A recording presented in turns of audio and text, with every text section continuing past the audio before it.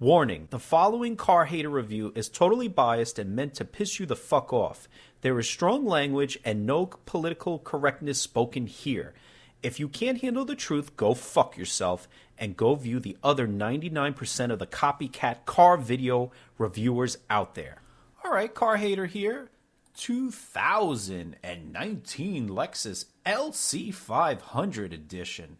Boy, the ugly is back once again. Toyota just keeps fucking up their shit.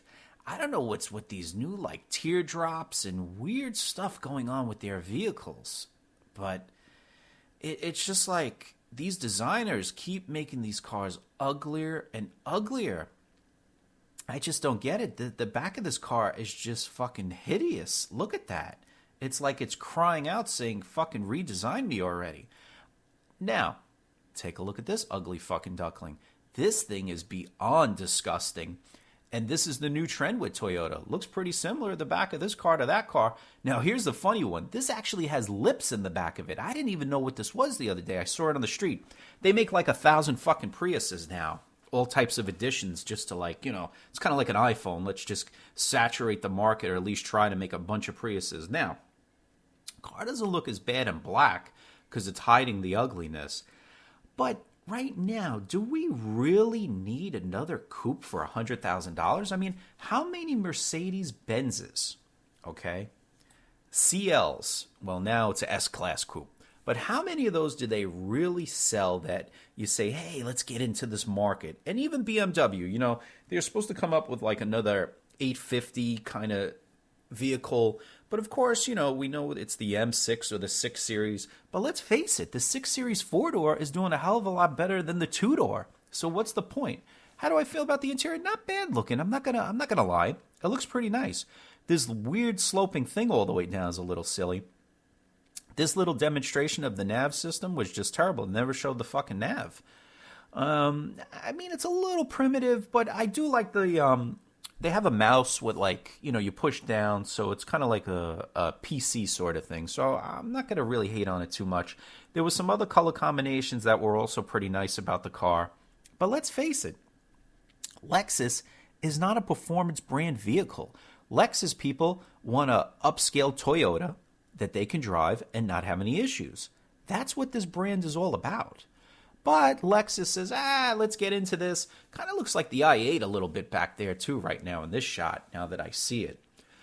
But look, the i8 did pretty well. And is, I guess, you know, like everything else, it's going to fall off. That NSX, like I said, is a total fucking flop.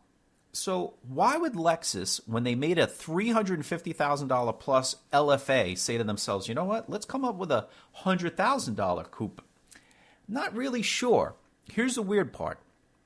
I heard that Toyota and BMW, of all things, is trying to come up with a new Toyota Supra. It's going to be like a Z5 or Z4, who knows, and a Supra. Hello, why wouldn't you make this the Supra? Throw a friggin' turbo, straight 6 turbo in it again, throw some sequential turbos in here and just destroy the planet with it and go after the Nissan GTR.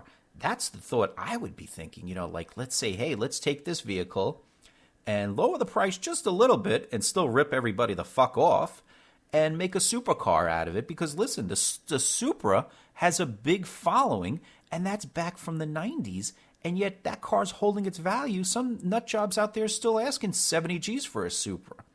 But hey, what do I know? I love to be at one of these tables, like I say all the time, say in the boardroom, where they're talking about what to do. This shot, I'm not going to lie, the silver looks stunning, very nice. But I still kind of think it's just missing something. You know, it kind of looks like the Jag going on there.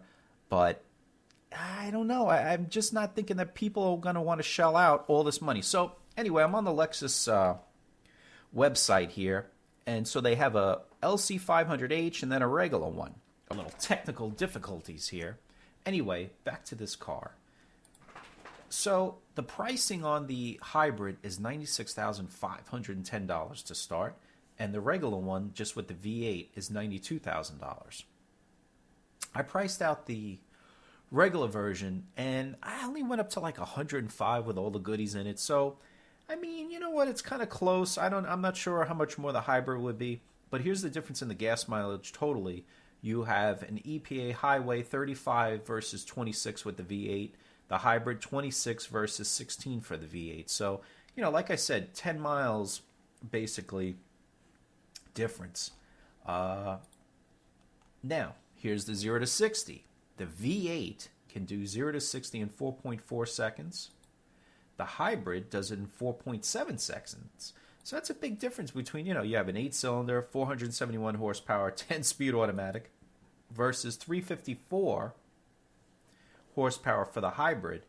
I don't know which one is better to get. I mean, with the electric, keep in mind, you always have that torque on demand there. So that's the thing, that hybrid version, whatever they're using there.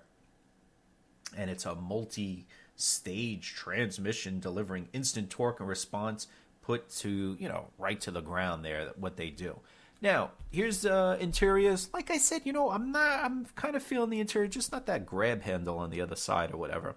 But the interior looks mighty nice. But like I said, is it really necessary for another coupe? Do I think this thing's going to be a big seller? No, not at all. I mean, I don't really see that RC 350 or whatever you call it. That thing's an expensive option. It's like $900 for the head-up display. So I think a car like this should have been probably fully loaded up anyway, but of course they won't do that. It's got some carbon fiber crap that they charge a lot of money for, like the front spoiler, the rear spoiler, almost like $1,000 for a spoiler. It's a lot of money just for carbon fiber, I guess, but who knows, maybe not. That's usually the coolest thing about this car. Like the LFA had the center console gauges, but they didn't focus on that enough. And you know what? One of the things about Lexus, they always had the nice instrumentation, back even from the 90s when they came out. It was clear as day and bright as can be, too. But look, I just don't feel that Lexus is going in the right direction when it comes to trying to be a performance company. And I don't think anybody else really thinks so also. And that's why, the sales, I think what it is, they're trying to just increase sales. Anyway, car hater here. Please subscribe. New stuff coming. I have a lot of test drives that I did. Check it out. And you know what? Comment, because I always do respond. Follow Automotive Ad Builder on our social networking sites to keep up with the latest videos, reviews, autos for sale, and vehicle marketing solutions. We also welcome any questions or comments. One of our staff will be happy to help you.